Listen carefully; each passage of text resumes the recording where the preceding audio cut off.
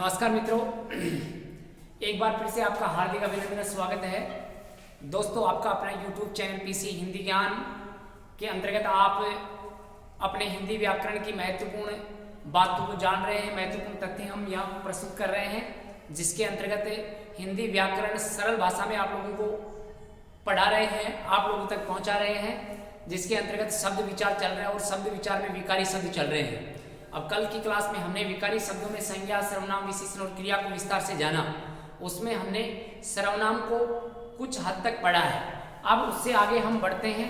सर्वनाम कहाँ कहाँ होते हैं और किस आधार पर कौन सा सर्वनाम ग्रहण किया जाता है, एक बार फिर से आपके समक्ष हम ये सर्वनाम शब्द टॉपिक प्रस्तुत करते हैं और इसको जानते हैं। सर्वनाम शब्द सर्व प्लस नाम से बना है और सर्व का नाम अर्थ होता है सभी और नाम का अर्थ होता है संज्ञा, अर्थात सभी संज्ञाओं के स्थान पर जो शब्द काम में आते हैं उनको सर्वनाम कहा जाता है। ये हम जान चुके हैं। संज्ञा के स्थान पर जो शब्द काम में आते हैं उनको क्या कहते हैं मित्रों?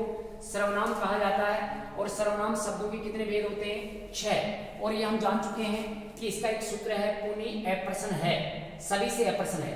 पु का मतलब अर्थ हो जाएगा यहाँ पुरुषवाचक सर्वनाम, नि का मतलब हो जाएगा निश्चयवाचक सर्वनाम, और जहां निश्चय है वहां अनिश्चय भी हो जाएगा।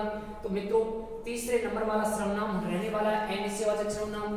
प्र का मतलब हो जाएगा प्रश्नवाचक सर्वनाम, और से का मतलब हो जाएगा यहाँ मित्रों संबंधवाचक सर्वनाम, और नि का यहाँ अर्थ हो जाएगा निजवाचक सर्वनाम। ऐसे हम बात करें तो सर्वनाम शब्दों के 6 उपभेद होते हैं।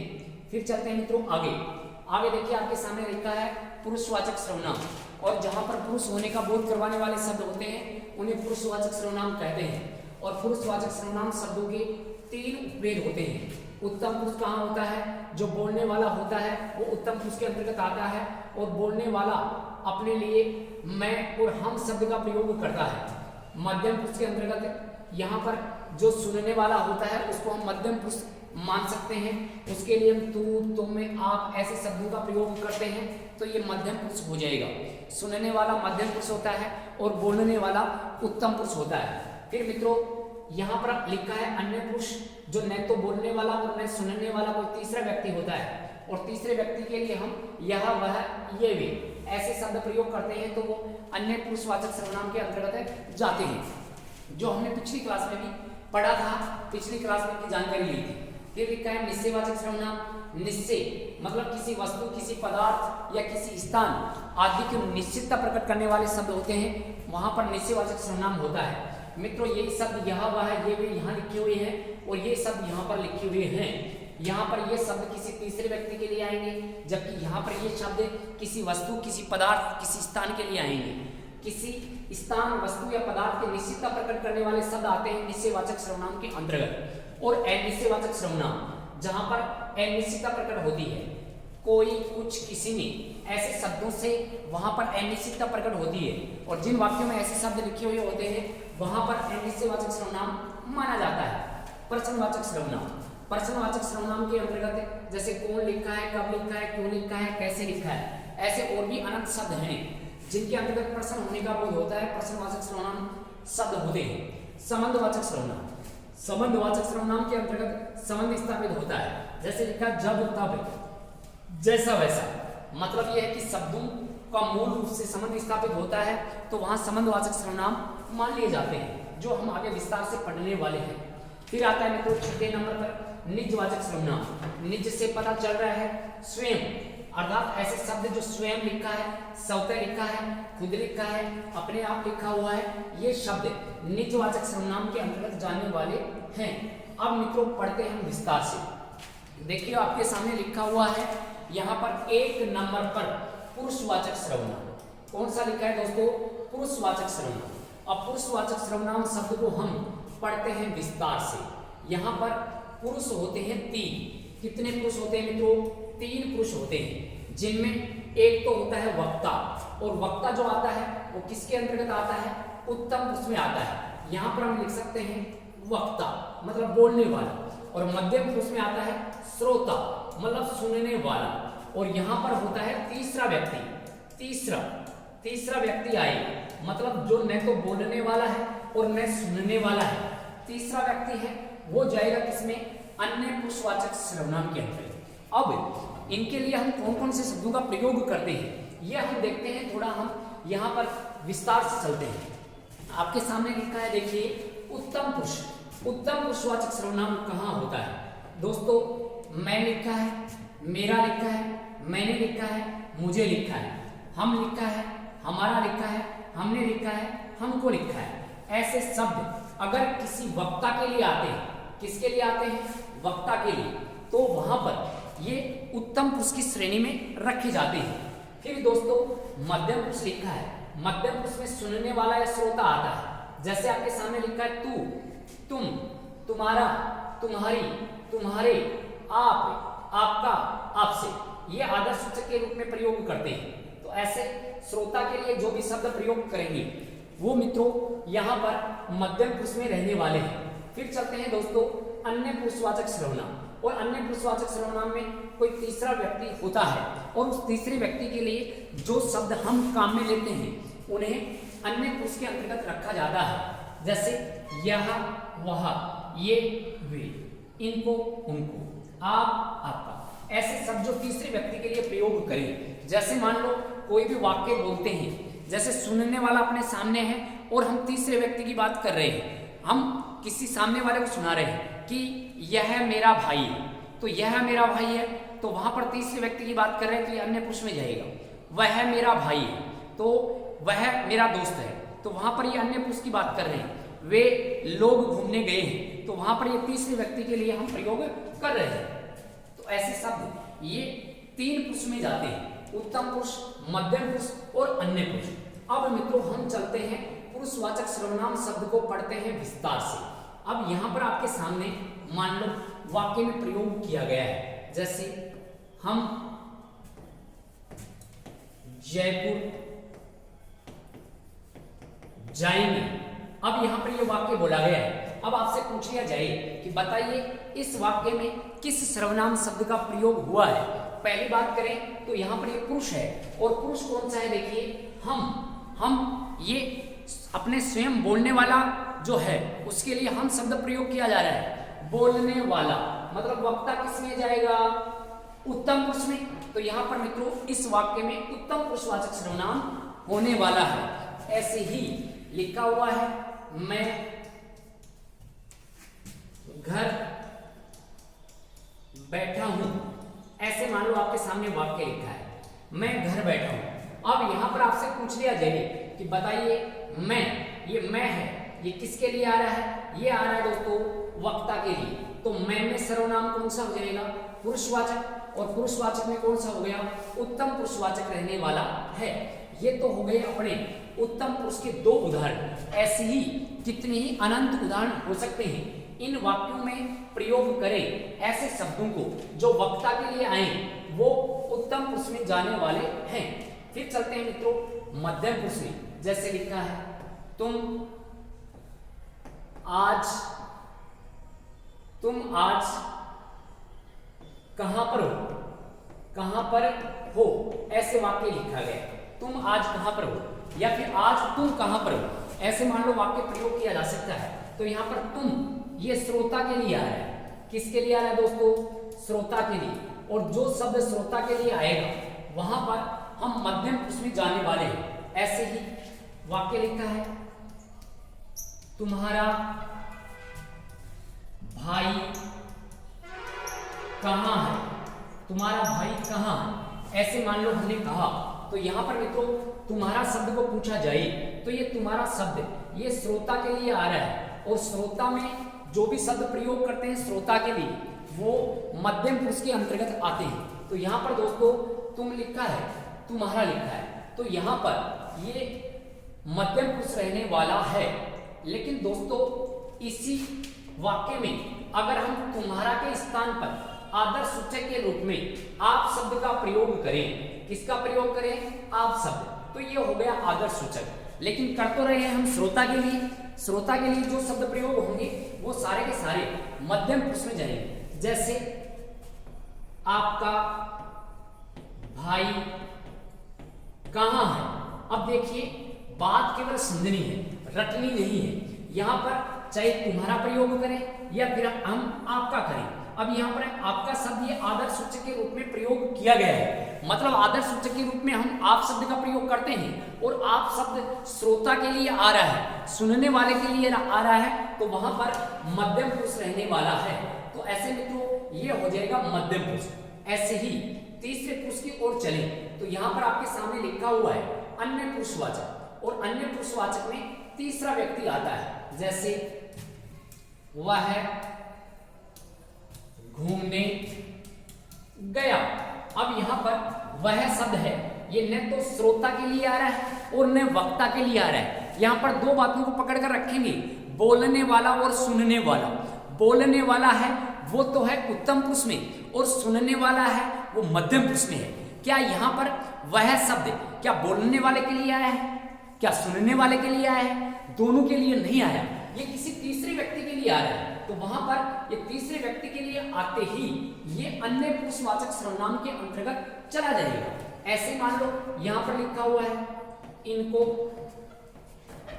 घर भेजो, इनको घर भेजो, ऐसे लिखा है। अब यहां पर हम बात करें तो यहां पर इनको शब्द है, श्रोता को कह रहे हैं कि इनको घर भेजिए, श्रोता को कह रहे हैं, तो वहां पर इनको ये किसी तीसरे व्यक्ति के लिए आ रहा है, मतलब अन्य व्यक्ति के लिए आ रहा है, तो ये अन्य पुरुषवाचक सर्वनाम में जाएगा।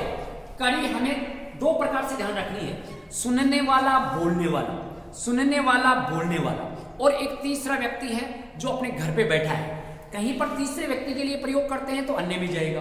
बोलने वाला है उत्तम है, सुनने वाला है श्रोता है, तीसरा व्यक्ति है अन्य पुरुष में है। अब उन अन्य पुरुष के लिए हम किसी भी प्रकार का सर्वनाम शब्द प्रयोग कर सकते हैं। देखिए अब हम अलग प्रकार का सर्वनाम प्रयोग करते हैं, आपके सामने लिखा है, देखिए जैसे डॉक्टर राजेंद्र प्रसाद हमारे प्रथम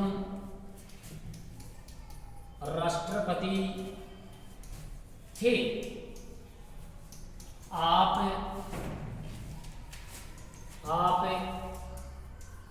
मिलनसार व्यक्ति थे। अब यहां पर देखिए, अब हम वाक्य बन गए दो, और इन वाक्यों में बात करें तो यहां पर देखो लिखा हुआ है डॉक्टर राजेंद्र प्रसाद, ये तो नाम हो गया किसी का, व्यक्तिवाचक संज्ञा है। हमारे हमारे हमारे शब्द में पूछ लिया जाए उत्तम पुरुष है। प्रथम राष्ट्रपति थे आप, अब ये आप शब्द है, ये किसके लिए आ रहा है? ये डॉक्टर राजेंद्र प्रसाद के लिए प्रयोग हो रहा है। तो क्या डॉक्टर राजेंद्र प्रसाद सुनने वाला है क्या? नहीं। बोलने वाला है क्या? नहीं। तीसरा व्यक्ति है, तो ये अन्य पुरुषवाचक सर्वनाम के अंतर्गत जाने वाला है। ऐसे हम ध्यान रखेंगे। तो मित्रों पुरुष होते हैं तीन, सुनने वाला, बोलने वाला और तीसरा व्यक्ति। तो ये तीसरे व्यक्ति के लिए जो शब्द प्रयोग करेंगे वो अन्य पुरुषवाचक सर्वनाम में जाने वाला है। तो ऐसे हम चले तो ये मित्रों अन्य पुरुषवाचक सर्वनाम के अंतर्गत हो गया है। अब पुरुषवाचक सर्वनाम के बाद में हम आगे चलते हैं। तो यहां पर मित्रों निश्चयवाचक सर्वनाम आता है, और निश्चयवाचक सर्वनाम में हम बात करें तो यह, वह, ये, वे, इनको, उनको, ऐसे और भी कितने ही अनंत शब्द हो सकते हैं। सीधी परिभाषा में समझेंगे, अगर ये शब्द आपके सामने लिखे हैं, अगर ये शब्द किसी व्यक्ति के लिए आ जाए और व्यक्ति होगा तीसरा, व्यक्ति कौन सा होगा मित्रों? तीसरा, तो वहां पर तो अन्य पुरुषवाचक सर्वनाम होगा, सीधी सी बात है।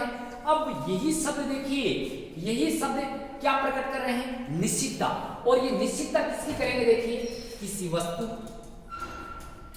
किसी पदार्थ, किसी स्थान आदि की निश्चितता प्रकट करते हैं, तो वहां पर निश्चयवाचक सर्वनाम रहने वाला है।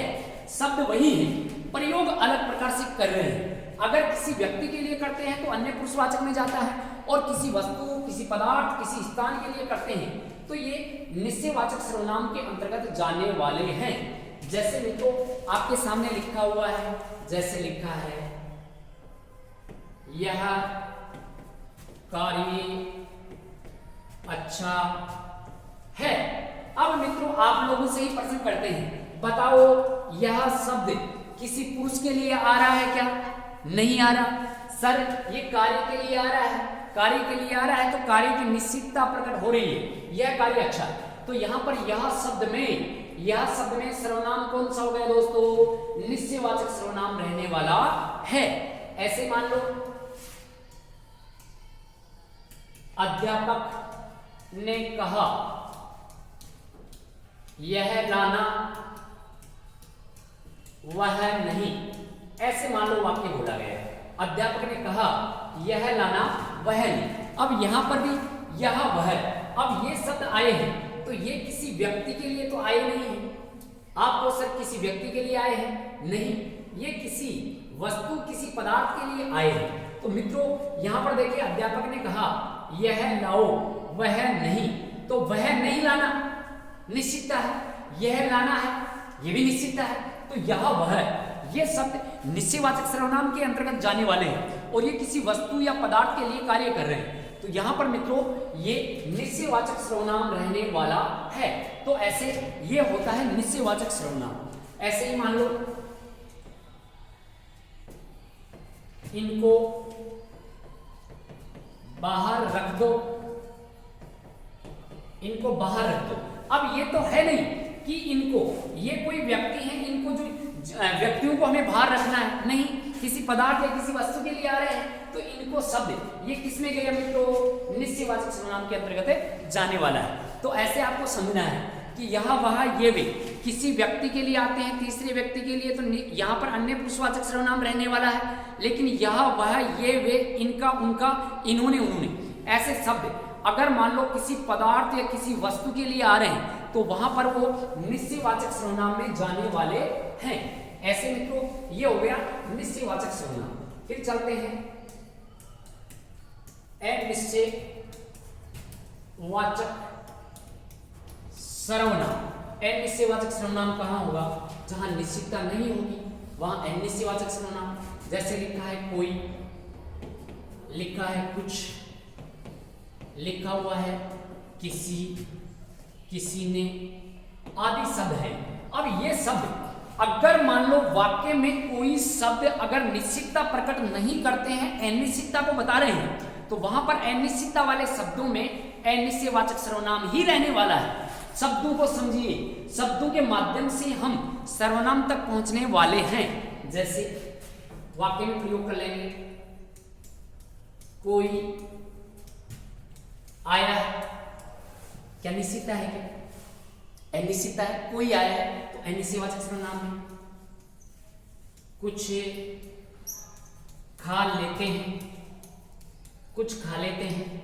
या फिर मान लो घर वालों ने आपको पैसे दिए पढ़ने के लिए, जा बेटा ये किराया लो और ये कुछ एक्स्ट्रा पैसे ले जाओ विद्यालय में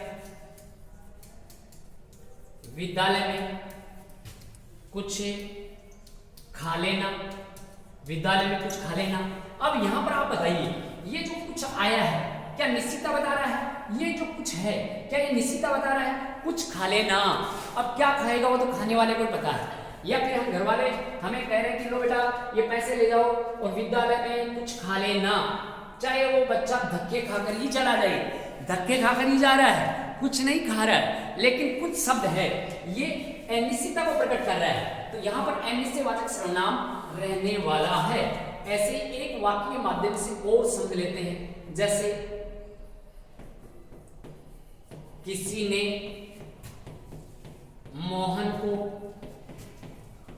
बुलाया है, किसी ने मोहन को बुलाया है। अरे किसी ने बुलाया है कोई निश्चितता है क्या? किसी ने बुलाया है। वाक्य बोलने वाले ने कहा कि किसी ने मोहन को बुलाया है, किसी ने या कोई आपको बाहर बुला रहा है, तो वहां पर किसी ने, कोई, कुछ, ये अनिश्चयवाचक सर्वनाम के अंतर्गत जाने वाले हैं। ये होता है मित्रों अनिश्चयवाचक सर्वनाम। फिर चलते हैं आगे, प्रश्नवाचक सर्वनाम। और प्रश्नवाचक सर्वनाम में हम पीछे जान चुके हैं क्या है, क्यों है, कैसे है, किसको है, कब है, कितना है, कितनी है, आदि और अनंत शब्द हो सकते हैं। केवल हमें शब्दों को है समझना। यहां पर मित्रों देखिए, सभी आप जानते हो प्रश्न किसे कहते हैं। सामने वाला कोई बोल रहा है तो उसका हम उत्तर देंगे, वो प्रश्न कर रहा है हम उत्तर देंगे। तो प्रश्न करने पर इन शब्दों का प्रयोग करेगा, वक्ता इन शब्दों का प्रयोग करेगा और प्रश्न करेगा। प्रश्न करने पर जिन शब्दों का प्रयोग किया जाता है उन्हीं में प्रश्नवाचक सर्वनाम होता है। जैसे मान लो यहां पर लिखा हुआ है, आप बाहर क्यों खड़े हो, ऐसे वाक्य आ गया। मान लो आप बाहर क्यों खड़े हो, तो यहां पर जो क्यों लिखा है ये मित्रों प्रश्नवाचक रहने वाला है। आप कहो कि सर इसमें आप भी आ गया, कोई बात नहीं, आप शब्द किस में जाएगा, ये श्रोता के लिए प्रयोग कर रहे हैं तो ये आदर्श सूचक के रूप में, तो ये मध्यम पुरुष हो जाएगा, मध्यम पुरुष। लेकिन पूरा का पूरा वाक्य ये प्रश्न होने का बोध करवा रहा है। अगर रेखांकित करके पूछा जाए तो उसके अनुसार उत्तर देना है, रेखांकित करके नहीं पूछा जा रहा है तो वहां पर सीधा पूरा का पूरा वाक्य ये प्रश्न होने या प्रश्न करने का बोध करवा रहा है, तो ये पूरा वाक्य प्रश्नवाचक सर्वनाम में जाने वाला है। जैसे तुम कब आओगे, तुम कब आओगे या तुम कब जाओगे, सर बोर हो गए, तुम कब जाओगे। तो यहां पर तुम लिखा है, हमें पता है कि तुम श्रोता के लिए है, ये पीछे समझ कर आए हैं। तुम किसके लिए, श्रोता के लिए, और श्रोता के लिए है तो मध्यम पुरुष है।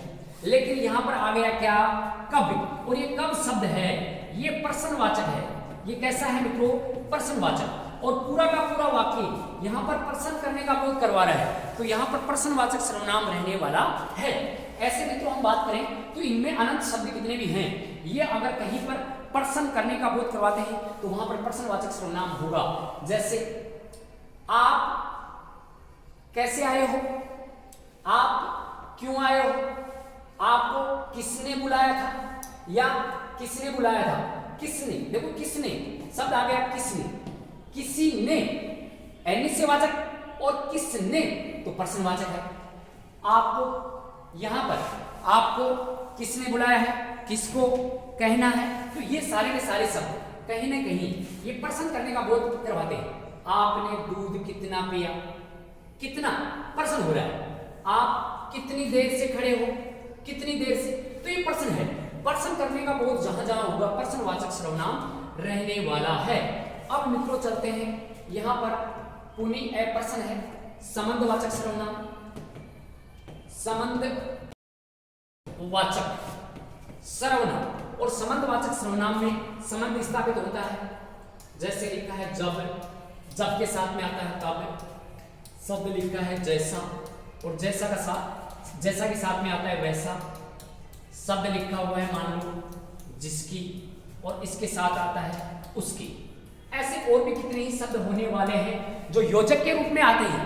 योजक के रूप में ऐसे शब्द जो कहीं ना कहीं संबंध स्थापित कर रहे हैं तो वहां पर संबंधवाचक सर्वनाम रहने वाला है। अब इन तीन शब्दों के माध्यम से हम संबंधवाचक सर्वनाम तक पहुंचते हैं, और समझिए आराम से इसको कि कैसे यहां पर प्रश्न बन सकता है। जब हम पढ़ेंगे तब पास होंगे, ऐसे मान लो वाक्य लिखा है। जब हम पढ़ेंगे तब पास होंगे, ऐसे मान लो वाक्य लिखा है। अब मित्रों यहां पर देखिए, जब किसके साथ जुड़ा है, तब के साथ जुड़ा है, तो यहां पर ये संबंधवाचक सर्वनाम रहने वाला है। जहां पर वाक्यों में दो योजक शब्द आते हैं, जब तब, ज्यों त्यों, जैसा वैसा, जैसी वैसी, तो यहां पर संबंधवाचक सर्वनाम रहने वाला है। अगर पूछ लिया जाए कि यहां पर हम शब्द में कौन सा सर्वनाम है, जब हम, ये वक्ता के लिए है।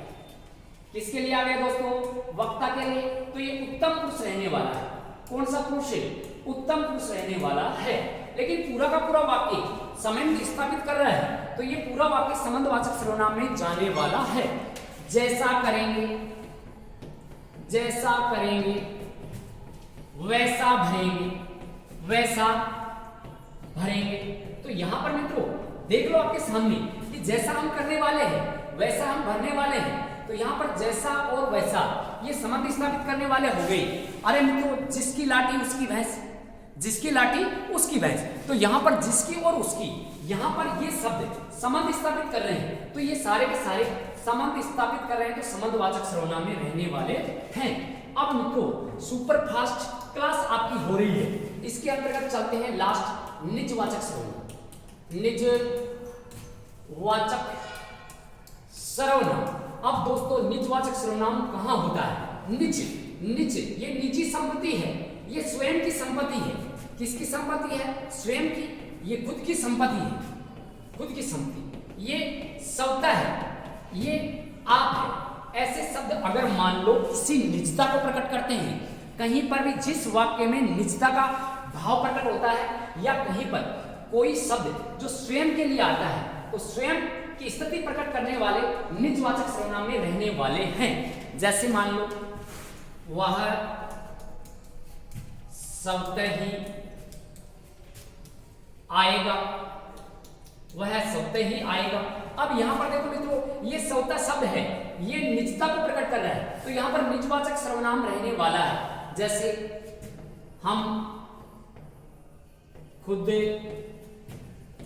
जयपुर चलेंगे, बिल्कुल चलेंगे भी, हम खुद जयपुर चलेंगे। अब मित्रों यहां पर देखिए खुद शब्द आ गया, क्या आ गया है? खुद। अब ये खुद शब्द ये निजता का भाव प्रकट कर रहा है, तो ये निजवाचक सर्वनाम में रहने वाला है। जैसे आप भला तो जग भला, अब आप भला तो जग भला। अब यहां पर स्वयं के लिए बात हो रही है, तो यहां पर निजवाचक सर्वनाम के अंतर्गत ये रहने वाला है। आप भला तो जग भला। अब यहां पर ये आप शब्द ये निजता को प्रकट कर रहा है और ये निजवाचक सर्वनाम में रहने वाला है। हम अपने आप पढ़ लेंगे। बच्चों को कहा गया कि पढ़िए भी, बच्चों ने कहा नहीं सर हम अपने आप पढ़ लेंगे। अपने आप, तो अपने आप में यहां पर निजता का भाव हो गया है, निजवाचक सर्वनाम। पूरा वाक्य निजता को प्रकट कर रहा है, निजवाचक सर्वनाम। लेकिन हमको पूछ लिया जाए तो वक्ता है, और वक्ता जाता है किसमें? यहां पर उत्तम उसके अंतर्गत रहता है। तो मित्रों, इस प्रकार से हमने 6 सर्वनामों को विस्तार से यहां जाना है। एक बार फिर से देख लो, निजवाचक सर्वनाम में स्वयं, खुद, स्वतः, आप, अगर ये निजता को प्रकट कर रहे हैं तो निजवाचक सर्वनाम होता है। ऐसे ही मित्रों हम बात करें संबंधवाचक सर्वनाम, जब तब जैसा वैसा, जिसकी उसकी, जिसको उसको, ऐसे शब्द आते हैं, तो ये संबंध स्थापित करने वाले हुए संबंधवाचक सर्वनाम में है। पर्सनवाचक सर्वनाम, कब, क्यों, कैसे, किसको, किसने, किसने, किसको, कितना, कितनी, ऐसे शब्द जो पर्सन होने का बोध करवाते हैं, पर्सनवाचक सर्वनाम के अंतर्गत जाते हैं। अनिश्चितता, कोई, कुछ, किसी ने मोहन को बुलाया है, अनिश्चितता है, अनिश्चयवाचक सर्वनाम होगा। फिर मित्रों निश्चयवाचक सर्वनाम, यह, वह, ये, वे, इनको, उनको, अगर ये किसी पदार्थ, किसी वस्तु, किसी स्थान की निश्चितता प्रकट करते हैं तो ये निश्चयवाचक सर्वनाम के अंतर्गत रहने वाले हैं। फिर मित्रों यहां पर हमने निश्चयवाचक सर्वनाम से पहले पुरुषवाचक सर्वनाम शब्द पढ़े हैं, और पुरुषवाचक सर्वनाम शब्द होते हैं 3 प्रकार के, और ये 3 प्रकार के पुरुषों में यहां पर हम बात करें तो एक तो होता है इसमें उत्तम पुरुष, एक मध्यम और एक अन्य। उत्तम पुरुष बोलने वाला, जैसे मैं बोल रहा हूं तो मैं उत्तम पुरुष हूं, आप सुन रहे हो तो आप इसके अंतर्गत मध्यम पुरुष में आ जाओगे, और जो मैं सुन रहा है, मैं बोल रहा है, वो अन्य पुरुष में जाने वाला है। इनके लिए जो जो शब्द प्रयोग करेंगे वो अलग अलग कैटेगरी में जाने वाले हैं। इनको आप विस्तार से आप दोस्तों देखेंगे, है ना, विस्तार से आप क्लास को देखिए। फिर इसके बाद में लास्ट क्लास होगी, उसमें अपने जो सर्वनाम शब्द हैं उनका सार तथ्य हम रखने वाले हैं कि कहीं पर कोई प्रश्न आ जाए और उन पे कंफ्यूजन वाले शब्द आते हैं तो उनको सर कैसे हल करेंगे, तो उनके लिए भी आपको मित्रों एक छोटी सी शानदार क्लास हम आपको उपलब्ध करवाएंगे, जिसमें सर्वनाम शब्दों को आप बहुत ही शानदार तरीके से क्लियर करने वाले हो। तो दोस्तों ये सर्वनाम शब्दों की ऑल ओवर पूरी ये मैराथन क्लास मान लो, आप पूरा सर्वनाम शब्द आज की क्लास में करवा दिया है, तो इसको आप शानदार तरीके से, जानदार तरीके से देखिए और अपनी जगह पर आप स्वस्थ मस्त होकर इनको पढ़िए। ठीक है दोस्तों, सभी आप अपनी जगह पर स्वस्थ होंगे, मस्त होंगे। कामना भी ईश्वर से यही करते हैं कि आप मंगलमय रहें। ठीक है दोस्तों, फिर मिलते हैं अगली क्लास में। तब तक के लिए जय हिंद, जय भारत। ठीक है दोस्तों, धन्यवाद।